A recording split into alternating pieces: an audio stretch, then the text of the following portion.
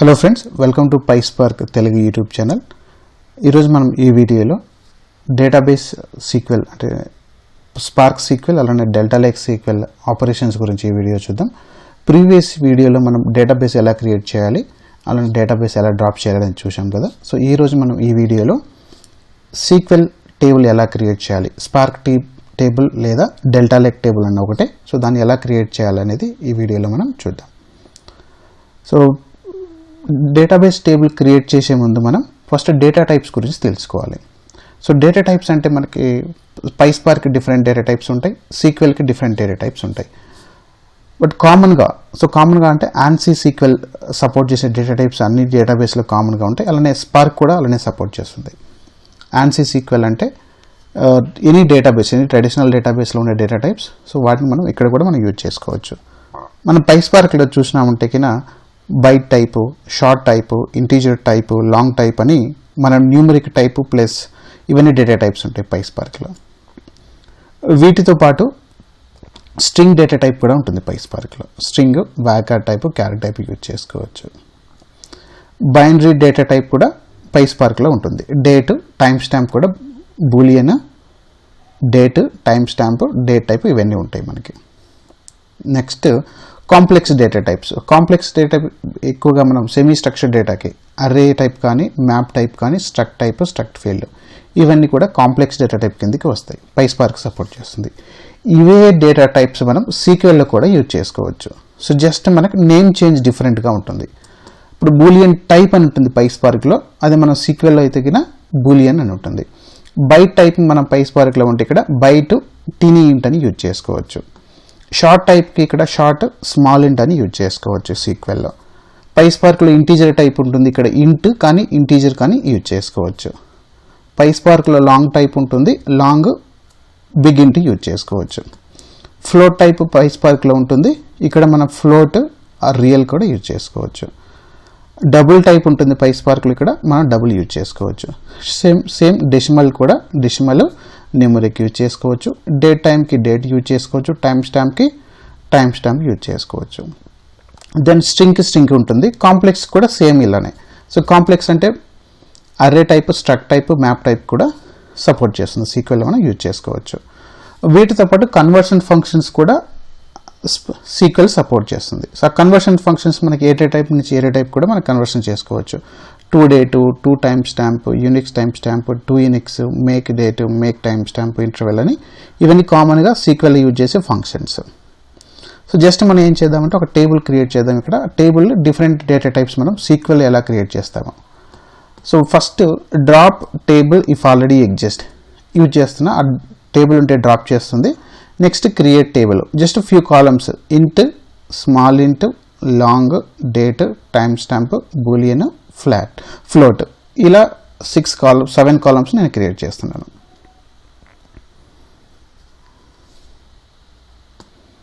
ఒకసారి మనం clear state results చూసుకుంటే కూడా బెస్టే ఉంటుంది.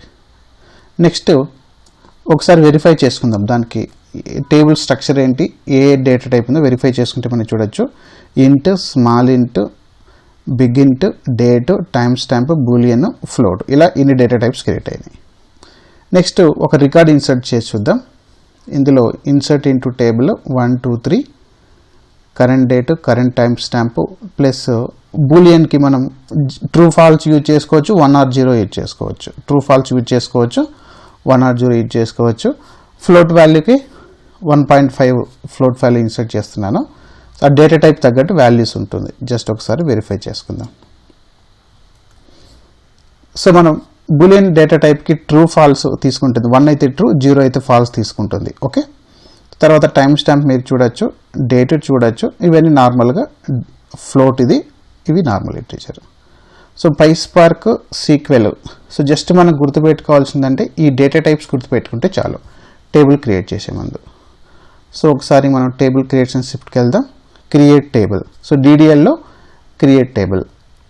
సో క్రియేట్ టేబుల్ వచ్చేసరికి మనకి డిఫాల్ట్ మనం ఎప్పుడైతే టేబుల్ క్రియేట్ చేస్తామో ఆ టేబుల్ ఇన్సైడ్ వేర్ హౌస్లోకి వెళ్తుంది, అంటే ఇంటర్నల్ డేటా వేర్ హౌస్లోకి వెళ్తుంది. సో అది కూడా మనం చూద్దాం. సో సింటాక్స్ విషయానికి వస్తే కింద create table if not exist లేకపోతేనే క్రియేట్ చేయని మనం స్పెసిఫై చేసుకోవచ్చు. తర్వాత table name, column name, data type, using type. So మనం ఏమి స్పెసిఫై కదా డిఫాల్ట్ డెల్టా టేబుల్ క్రియేట్ అవుతుంది. లేకపోతే ఫైల్ టైప్ మనకి స్పెసిఫై చేసుకోవచ్చు, పాకెట్, సిఎస్వి, వార్స్ ఇలా మనం స్పెసిఫై చేసుకోవచ్చు. ఆప్షన్స్ ఉంటాయి, హెడర్, ఫస్ట్ రో ఇవన్నీ మనకు ఆప్షన్స్ ఉంటాయి. పార్టీషన్స్ క్రియేట్ చేసుకుంటే పార్టీషన్స్ యూజ్ చేసుకోవచ్చు. అలానే క్లస్టర్స్ క్రియేట్ చేసుకోవచ్చు, క్లస్టర్డ్ బై యూజ్ చేసుకొని బకెటింగ్ యూజ్ చేసుకోవచ్చు. క్లస్టర్డ్ బై యూజ్ చేసుకొని బకెటింగ్ ఎన్ని బకెట్స్ కావాలో బకెట్స్ డివైడ్ చేసుకోవచ్చు. లొకేషన్ పర్టికులర్ లొకేషన్లో ఎక్స్టర్నల్ పాత్ స్పెసిఫై చేసుకోవచ్చు, కామెంట్ స్పెసిఫై చేసుకోవచ్చు. టేబుల్ ప్రాపర్టీస్ ఉంటాయి, key value based table properties కూడా మనకు ఉంటాయి. లేదా ఎగ్జిస్టింగ్ టేబుల్ నుంచి కూడా మనం కొత్త టేబుల్ క్రియేట్ చేసుకోవచ్చు. దాన్ని మనం యాజ్ సెలెక్ట్ స్టేట్మెంట్ అంటాం. ఇది కంప్లీట్గా స్టాండర్డ్ సింటాక్స్. డెల్టా లేక్లో కానీ స్పార్క్ సీక్వెల్లో కానీ సేమే ఉంటుంది. జస్ట్ మనం యూజింగ్ స్పెసిఫై చేయకపోతే డిఫాల్ట్ అది డెల్టా లేక్ టేబుల్గా క్రియేట్ అవుతుంది. సో పారామీటర్స్ చూసినట్టయితే మనం పార్టీషన్ బై, బకెటింగ్కి వచ్చేసరికి క్లస్టర్డ్ బై, సార్టెడ్ మనం బకెటింగ్ యూజ్ చేసేటప్పుడు డిఫాల్ట్ మనం స్పెసిఫై చేసుకోవచ్చు. ఎన్ని బకెట్స్ కావాలో అన్ని బకెట్స్ స్పెసిఫై చేసుకోవచ్చు. Then table properties, comments, locations ఇవి మనం స్పెసిఫై చేసుకోవచ్చు. సో జస్ట్ ఇక్కడ క్రియేట్ టేబుల్ చేసే ముందు మనం డేటాబేసెస్ వెరిఫై చేసుకోవచ్చు. షో డేటాబేసెస్ అంటే ఎగ్జిస్టింగ్ ఏమేమి డేటాబేసెస్ ఉన్నాయో చూపిస్తుంది. సో ఇక్కడ మనకి 2 డేటాబేసెస్ ఉన్నాయి.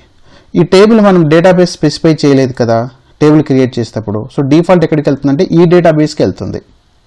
సో లేదు మనం వేరే డేటాబేస్లో క్రియేట్ చేసుకుంటే ఫస్ట్ మనం యూజ్ డేటాబేస్ యూజ్ చేయాలి. ఈ కస్టమర్ డీబీలో క్రియేట్ చేయాలనుకుంటే ఫస్ట్ మనం ఏం చేయాలి, యూజ్ కస్టమర్ డేటాబేస్. సో అలా చేస్తే ఇప్పుడు ఆ డేటాబేస్ యూజ్ అవుతుంది. డిఫాల్ట్లోకి వెళ్లకుండా మనం ఏ టేబుల్ క్రియేట్ చేసినా అక్కడికి వెళ్తుంది. లేదంటే మనం స్పెసిఫై చేసుకోవచ్చు, database name dot table name అని స్పెసిఫై చేసుకోవచ్చు. 2 ఆప్షన్స్ చూపిస్తాను. సో కొన్ని కాలమ్స్ యూజ్ చేసుకున్నాను, యూజింగ్ సిఎస్వి అని స్పెసిఫై చేస్తున్నాను. ఓకే, సో యూజింగ్ స్పెసిఫై చేయకపోతే ఏమవుతుంది, డెల్టా టేబుల్గా క్రియేట్ అవుతుంది. సో ఈ టేబుల్ అనేది మనకి కస్టమర్ అనే డేటాబేస్లో క్రియేట్ అయి ఉంటుంది. వెరిఫై చేద్దాం. సో డిఫాల్ట్ ఇంటర్నల్ టేబుల్గా క్రియేట్ అవుతుంది. సో దీన్నే మేనేజ్ టేబుల్ అంటాము. %FSELS user hive warehouse customer _DB dot DB ఇందులో టేబుల్ మనకు ఇది క్రియేట్ అవుతుంది, బాక్సెస్ అనే టేబుల్. వెరిఫై చేద్దాం. User hive warehouse customer _DB. Let's verify any spelling mistake. Okay, so ఇందులో వేర్ హౌస్లో ప్లస్ మనకు ఆ డేటాబేస్ లొకేషన్ మనం చూస్తే తెలిసిపోతుంది. సో డేటాబేస్ మనకి సో కస్టమర్ DB ఉంది. అందులో చూడండి మనం క్రియేట్ చేసిన టేబుల్ ఉంది కదా. సో క్రియేట్ అయింది, టేబుల్ అయితే క్రియేట్ అయింది. వెరిఫై చేసుకోవచ్చు. ఇక్కడికి వచ్చి ఇక్కడ మనం చూడవచ్చు ఇన్ఫర్మేషన్ ఎన్ని కాలమ్స్ ఉన్నాయో. సో లేదా మనకు కంప్లీట్ ఇన్ఫర్మేషన్ కావాలనుకుంటే ఇక్కడ మన కమాండ్స్ ద్వారా కూడా రన్ చేసుకోవచ్చు.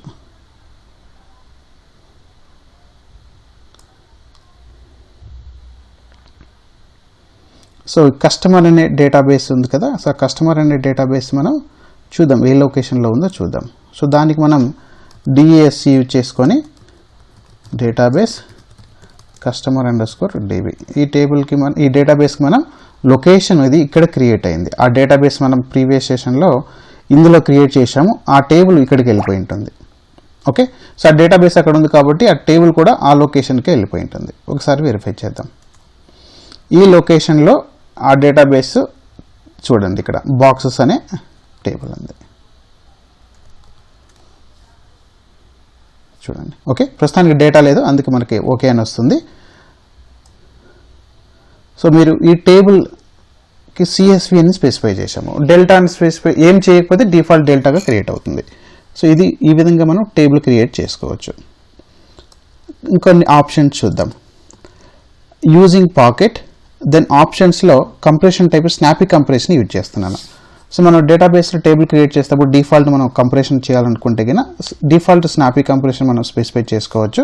ఆ కంప్రెషన్ టైప్ అది పాకెట్కి ORC కానీ యావ్రో కానీ ఈ 3 ఫైల్ సిస్టమ్కి మనం కంప్రెషన్ టైప్ స్పెసిఫై చేసుకోవచ్చు. So drop table if exist. So first table drop చేస్తుంది, నెక్స్ట్ క్రియేట్ చేస్తుంది. సో ఇక్కడ కూడా మనం స్పెసిఫై చేసుకోవచ్చు create table if not exist. Okay, so ఇప్పుడు ఈ టేబుల్ మళ్ళీ క్రియేట్ అయి ఉంటుంది, మనం వెరిఫై చేసుకోవచ్చు. Show create table. సో దీని డీడీఎల్ యూజింగ్ పాకెట్, అర్లియర్ మనం సిఎస్వి చేసాము, తర్వాత ఇప్పుడు పాకెట్ చేసాము. ఓకే, చూడొచ్చు using pocket and options. So ఇది డిఫాల్ట్ లొకేషన్, ఇంటర్నల్ లొకేషన్కి వెళ్ళిపోయి ఉంటుంది. నెక్స్ట్ ఎగ్జిస్టింగ్ టేబుల్ మీద నుంచి ఇంకో మనం టేబుల్ క్రియేట్ చేసుకుంటే చేసుకోవచ్చు ఈ విధంగా. సో ఎగ్జిస్టింగ్ టేబుల్ నుంచి as select. Okay, create table as select query. So existing table నుంచి డ్రాప్ చేయి, then using parquet partition by this column clustered by this column into 8 buckets create చేస్తున్నాం. Length అనే కాలమ్ని 8 బకెట్స్గా క్రియేట్ చేస్తున్నాం. ఇది existing table నుంచి తీసుకొని. సో కొత్త టేబుల్ క్రియేట్ అవుతుంది, ఈ రెక్టాంగిల్స్ అనే టేబుల్ క్రియేట్ అవుతుంది. దాన్ని కూడా మనం చూద్దాం. Show create table. సో దాని డీటెయిల్ కూడా మనం ఇక్కడ చూడొచ్చు. సో క్రియేట్ టేబుల్, ఈ డేటాబేస్లో ఈ టేబుల్ క్రియేట్ అయింది, దాని కాలమ్ చూడొచ్చు. Using parquet partition by this column clustered by 8 buckets. ఈ లెంత్ అనే కాలమ్ మీద 8 బకెట్స్ మనం క్రియేట్ చేస్తున్నాం. ఓకే, సో ఒకటి పార్టీషన్ టేబుల్ క్రియేట్ చేసాము, ఇంకోటి నార్మల్ టేబుల్ క్రియేట్ చేసాము, CSV format, parquet format. Then parquet format నుంచి ఎగ్జిస్టింగ్ టేబుల్ తీసుకొని క్రియేట్ యాజ్ యూజ్ చేసుకొని క్రియేట్ చేస్తున్నాం. Okay, create table as select query. Next hive table. So hive table కూడా మనం ఇక్కడ క్రియేట్ చేసుకోవచ్చు. సో దాన్ని మనం యూజింగ్ హైవ్ అని స్పెసిఫై చేసుకుంటాం. హైవ్ టేబుల్ క్రియేట్ చేసేటప్పుడు మనకి ఇన్పుట్ అవుట్పుట్ ఫార్మాట్ స్పెసిఫై చేయాలి. దీన్నే సిడి అంటారు, సీరియలైజేషన్ అంటాం. Okay, so input output format.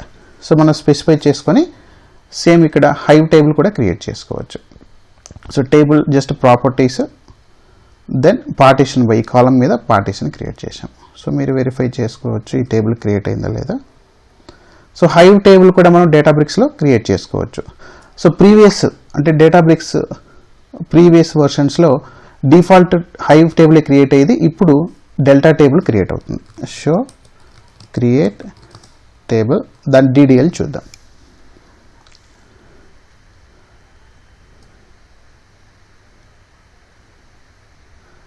Drop table, create table, my table.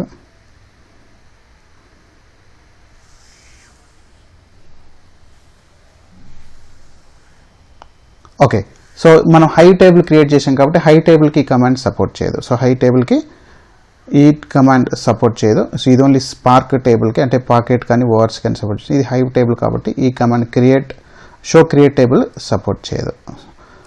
Next normal డైరెక్ట్గా టేబుల్ క్రియేట్ చేద్దాం. సో ఈ టేబుల్ మనం ఎప్పుడైతే క్రియేట్ చేస్తామో అది డిఫాల్ట్ డెల్టా టేబుల్గా క్రియేట్ అవుతుంది. సో మన డేటాబ్రిక్స్లో ఏది స్పెసిఫై చేయకపోతే table type show so default ఏం చేస్తుంది యూజింగ్ డెల్టా చూడండి. సో మనం అక్కడ స్పెసిఫై చేయలేదు, బట్ డిఫాల్ట్ డెల్టా టేబుల్గా క్రియేట్ అవుతుంది. సో నెక్స్ట్ ఇంకో partition by then comment. So మనం పార్టీషన్కి టేబుల్కి కామెంట్ స్పెసిఫై చేసుకోవాలంటే కామెంట్ అనే ఆప్షన్ యూజ్ చేసుకోవచ్చు. సో ఫస్ట్ టేబుల్ని డ్రాప్ చేస్తాం, తర్వాత వెరిఫై చేస్తాం. సో కామెంట్ అంటే ఏంటంటే ఇన్ఫర్మేషన్ ఇస్తున్నాం. సో కొత్త వాళ్ళకి ఈ టేబుల్ గురించి తెలియాలి అంటే ఈ టేబుల్ ఎందుకు యూజ్ చేస్తున్నాము అనేది కామెంట్లో మనం స్పెసిఫై చేసుకోవచ్చు. సో రేపు ఎవరైనా వచ్చి కొత్త వాళ్ళు వచ్చినప్పుడు ప్రాజెక్ట్లోకి వాళ్ళు చూస్తే సరిపోతుంది. సో ఇన్ఫర్మేషన్ ఉంటుంది కాబట్టి వాళ్ళకి ఈజీగా ఉంటుంది. So create table, show create table చూడండి. సో కామెంట్ ఉంది, పార్టీషన్కి ఉంది, టేబుల్ లెవెల్ ఉంది. Then next hive table already create చేసి same option input output format, then row format కూడా మనం స్పెసిఫై చేసుకోవచ్చు. సో రో ఫార్మాట్లో మనకి సీరియలైజేషన్, డీసీరియలైజేషన్ అని సిడి అంటాం. దీన్ని ఓఆర్సి ఫార్మాట్ స్టోర్ అవుతుంది. ఇక్కడ సిడి అంటే సీరియలైజేషన్ ఎస్సీఆర్, డీసీరియలైజేషన్ అంటే ఇన్పుట్ అవుట్పుట్ ఫార్మాట్. సో ఈ విధంగా కూడా మనం హైవ్ టేబుల్ క్రియేట్ చేసుకోవచ్చు. సో ఇప్పుడు హైవ్ టేబుల్ ఎక్కువగా యూజ్ చేయట్లేదు, మేబీ ఓల్డ్ డేటాబేసెస్ ఉంటే వాటి కోసం ఎగ్జిస్టింగ్ టేబుల్స్ ఉంటాయేమో. సో మనం ఎక్కువగా ఇప్పుడు డెల్టా టేబుల్ యూజ్ చేస్తాం. So next CSV table create చేసేటప్పుడు మనం స్పెసిఫై చేసుకోవచ్చు రో format, fields delimited, terminated by అని. టెక్స్ట్ ఫైల్ కానీ సిఎస్వి ఫైల్స్ స్పెసిఫై చేసేటప్పుడు మనం స్పెసిఫై చేసుకోవచ్చు. ఓకే, దెన్ ఇంకా క్రియేట్ యాజ్ టేబుల్ కూడా మనం క్రియేట్ చేసేటప్పుడు డైరెక్ట్గా క్రియేట్ చేస్తే సో ఆ టేబుల్ మనకి డిఫాల్ట్ డెల్టా టేబుల్గానే క్రియేట్ అవుతుంది. Create as select query, so existing table నుంచి కొత్త టేబుల్ క్రియేట్ చేయడం. సో ఇవి మనకి ఉండే ఆప్షన్స్. టేబుల్ క్రియేట్ చేసేటప్పుడు మనకి ఇవన్నీ ఆప్షన్స్ ఉంటాయి. సో బేసిక్గా మనం తెలుసుకోవాల్సింది ఏంటంటే డిఫాల్ట్ మనం ఏ టేబుల్ టైప్ క్రియేట్ చేస్తున్నాం, డెల్టా టేబుల్, సిఎస్వినా, పాకెటా, ఓఆర్సీనా అని స్పెసిఫై చేసుకోవాలి. ప్లస్ పార్టీషన్, బకెటింగ్ ఇవి. దెన్ ఒకవేళ హైవ్ అయితే కన్నా హైవ్లో సీరియలైజేషన్, డీసీరియలైజేషన్ కోసం input output format, row format ఉంటుంది. సిడి అంటాం దీన్ని. ఓకే, సీరియలైజేషన్, డీసీరియలైజేషన్ హైవ్కి. ఓకే, ఓఆర్సీ టైప్కి ఉంటుంది అది. నెక్స్ట్ సో ఇవి మనకి టేబుల్ క్రియేట్ చేసే విధానం. సో వేరే టేబుల్ నుంచి కూడా తీసుకొని క్రియేట్ టేబుల్ యాజ్ కూడా యూజ్ చేసుకోవచ్చు. So next drop table. So drop table వచ్చేసరికి సో టేబుల్ని డ్రాప్ చేస్తున్నప్పుడు so drop table name. So table name వచ్చేసి మనకు చాలా టేబుల్స్ ఉన్నాయి. షో టేబుల్స్ అంటే మనకి ఎగ్జిస్టింగ్ టేబుల్స్ మొత్తం చూపిస్తుంది. ఇవి కస్టమర్ డేటాబేస్లో ఉండే టేబుల్స్. ఈ టేబుల్ మనం ఏదైనా డ్రాప్ చేయాలనుకుంటే షో టేబుల్స్ అంటే ఎగ్జిస్టింగ్ టేబుల్ చూపిస్తుంది. Drop table name. So table empty table అయితే డైరెక్ట్గా డ్రాప్ అయిపోతుంది. ఆల్రెడీ డేటా ఉందనుకోండి, అప్పుడేమవుతుంది, ఎక్సెప్షన్ వస్తుంది. దానికి మనం ఏమి యూజ్ చేస్తాం, క్యాస్కేడ్ అని యూజ్ చేస్తాం. So cascade. టేబుల్ లేదనుకోండి, ఎక్సెప్షన్ వస్తుంది. సో అప్పుడు మనం ఇఫ్ ఓన్లీ ఎగ్జిస్ట్ అని మనం స్పెసిఫై చేసుకుంటాం. Drop this table if exist, లేకపోతే ఇగ్నోర్ చేస్తుంది. సో క్యాస్కేడ్ అనేది మనకి టేబుల్కి ఇప్పుడు టేబుల్ లేదు కాబట్టి సో మనం ఇగ్నోర్ చేస్తున్నాం అది. సో టేబుల్ ఉండి డేటా ఉంటే కన్నా డైరెక్ట్గా డ్రాప్ చేయలేదు, అప్పుడు మనం క్యాస్కేడ్ అనే ఆప్షన్ యూజ్ చేస్తాం. సో ఎలా మనం నెక్స్ట్ డ్రాప్ టేబుల్ గురించి మనం కవర్ చేస్తాం స్పెసిఫిక్గా. సో ఇందులో మనం కంప్లీట్ ఇన్ఫర్మేషన్ ఇచ్చాను. సో టేబుల్ డ్రాప్ చేయాలంటే ఎలా చేయాలి అని. If exist then so table create చేయడం, కొత్త టేబుల్ మళ్ళీ ఎలా క్రియేట్ చేసి ఎలా డ్రాప్ చేయాలని చూపించాను ఇక్కడ. ఓకే, సో ఇప్పుడు ఒక టేబుల్ క్రియేట్ చేస్తాను ఇక్కడ.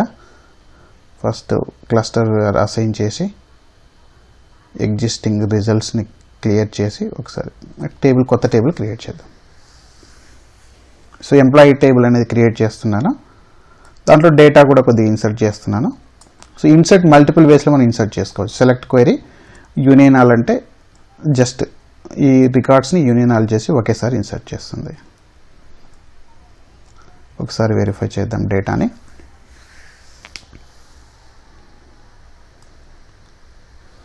So table drop table name. Table లేకపోతే ఎర్రర్ వస్తుంది. దానికి ఆ టైంలో మనం ఇది యూజ్ చేసుకోవచ్చు. ఇఫ్ నాట్ ఎగ్జిస్ట్ యూజ్ చేసుకోవచ్చు. సో ఇప్పుడు మళ్ళీ ట్రై చేసామనుకోండి ఏమొస్తుంది, ఎర్రర్ వస్తుంది. సో అందుకు మనం ఇఫ్ నాట్ ఎగ్జిస్ట్ యూజ్ చేసుకోవచ్చు.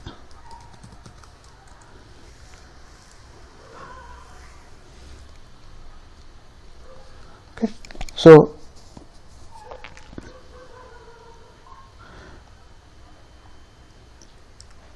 if exist then only drop this table. So ఇవి మనకి ఉండే ఆప్షన్స్. సో ఇంకో టేబుల్ క్రియేట్ చేసి ఇంకో టేబుల్ కూడా సేమ్ అలానే డ్రాప్ ఎలా చేస్తామని చూపించాను. సో ఇఫ్ నాట్ ఎగ్జిస్ట్, ఇప్పుడు ఇఫ్ ఎగ్జిస్ట్ ఎందుకు యూజ్ చేస్తామంటే ఎర్రర్ రాకుండా, ఎక్సెప్షన్ రేజ్ చేయకుండా. సో ఈ విధంగా మనం టేబుల్ని క్రియేట్ చేసుకోవచ్చు, డ్రాప్ చేసుకోవచ్చు. ఈ విధంగా మనం టేబుల్ క్రియేట్ చేసుకోవచ్చు, డ్రాప్ చేసుకోవచ్చు.